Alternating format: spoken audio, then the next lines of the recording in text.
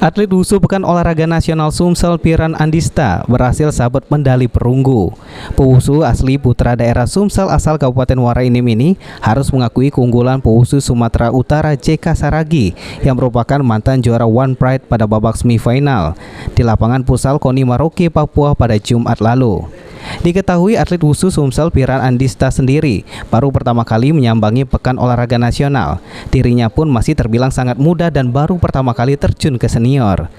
Meski harus puas dengan satu keping perunggu, pelatih wushu Sumsel Soleh tetap bangga atas perjuangan Piran di kategori Sanda Putra kelas 75 kg ini.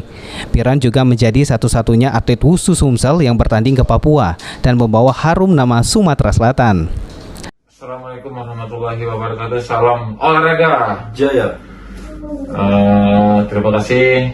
Kami sekarang masih berada di Papua, tepatnya di Kabupaten Merauke. Sekarang kami masih berada di penginapan di Wisma. Kemudian hari ini selesai istirahat lah, misalnya les, tidak ada pertandingan.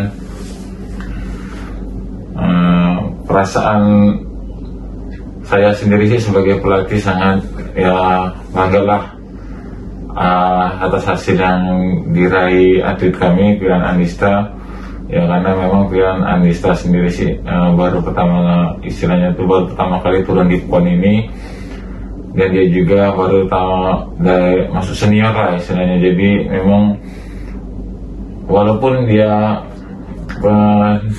umur 18 tahun ya istilahnya masuk senior, alhamdulillah dia bisa memberikan yang terbaik lah untuk wushu untuk Sumatera Selatan dan untuk nambah jam terbangnya lah untuk.